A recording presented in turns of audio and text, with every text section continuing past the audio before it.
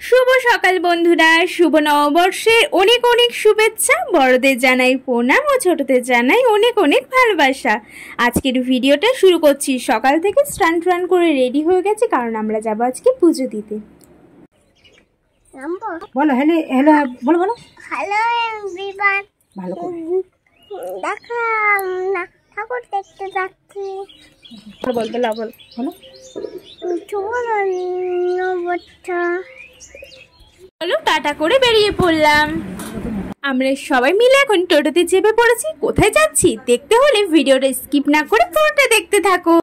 নতুন বছরের শুরুটাই করলাম মহাদেবকে দর্শন করে। দেখতেই পাচ্ছ রাস্তার দুই ধারে কিন্তু বসে আছে অনেক দোকান। তার মধ্যে অনেক দোকান খোলেনি, কারণ আমরা খুবই সকাল সকাল গেছিলাম।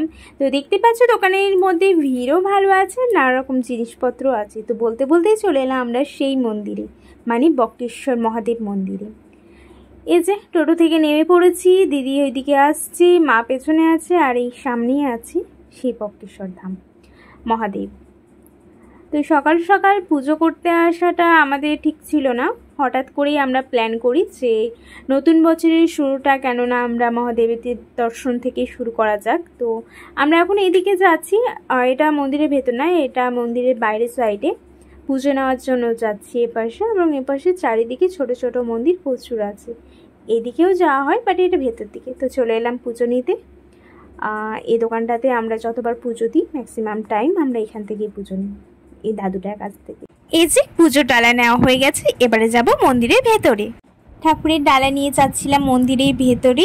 এর মধ্যে কিন্তু লাইন প্রচুর পড়ে গেছে। বলতে বলতে চলে এলাম মন্দিরের সামনে। হ্যাঁ, এটাই প্রবেশদ্বার, আর আমরা যাচ্ছি।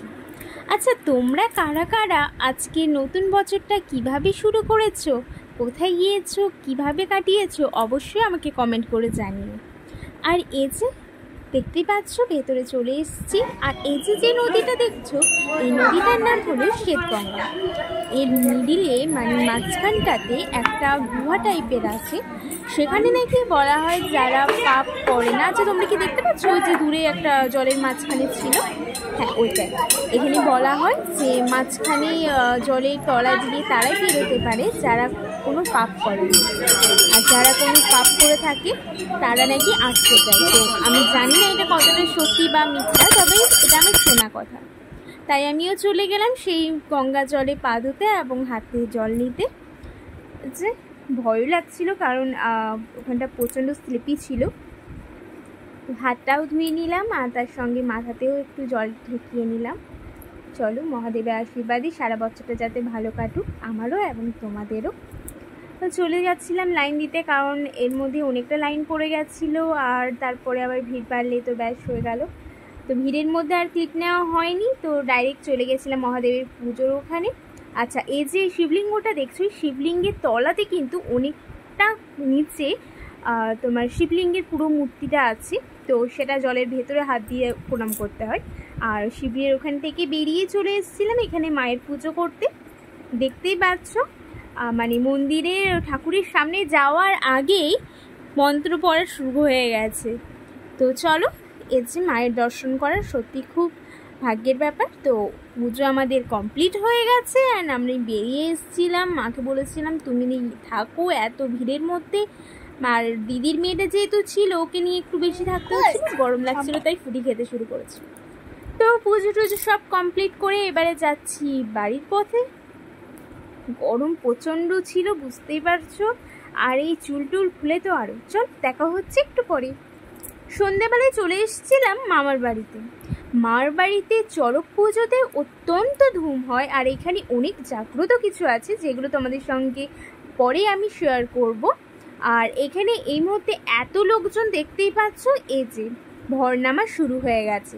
ঢাকের তাল বাজলো কি না, দিয়াশিরা সব ভর নামার জন্য এখানে প্রস্তুত হয়ে যায়। তো দেখতেই পাচ্ছ এত ভিড়। আর এই যে সবাই ভর নামার জন্য এখন মহাদেবকে ডাকছে এবং প্রণাম করছে। সত্যি দৃশ্যগুলো না দেখলে বোঝা যায় না যে মহাদেবের কতটা মাহাত্ম্য এখনো পর্যন্ত আছে। হ্যাঁ, এই সময়টাতে আমাদের মামার বাড়িতে এলে বোঝা যায় সত্যি ঠাকুর বলতে কিছু একটা আছে, এদেরকে না দেখলে বোঝা যায় না। এবছর 23 জন, মোট 23 জন দিয়াশি কামিয়েছে, ছোট বড় সবাই মিলে। এটাই হয়তো আনন্দ, এটাই হয়তো মহাদেবের ভক্তদের কাছে অনেক ব্যাপার। তো এই যে অলমোস্ট হয়ে গেছে, মেবি আমি একটু লেট করে এসেছিলাম তাই হয়তো পুরোটা দেখতে পাইনি। তো ওখানে হয়ে যাওয়ার পর চলে এসেছিলাম মেলার মধ্যে। মেলা বলতে খুবই ছোটো, আর ওই যে সাথে বাড়িটা দেখছো ওইটা হচ্ছে আমার মার বাড়ি। তো এখানে মেলার মধ্যে ছোট হলেও ভিড় কিন্তু প্রচণ্ড ছিল। চলো, ভিডিওটা ভালো লাগলে লাইক কমেন্ট শেয়ার করো। দেখা হচ্ছে পরের ব্লগে।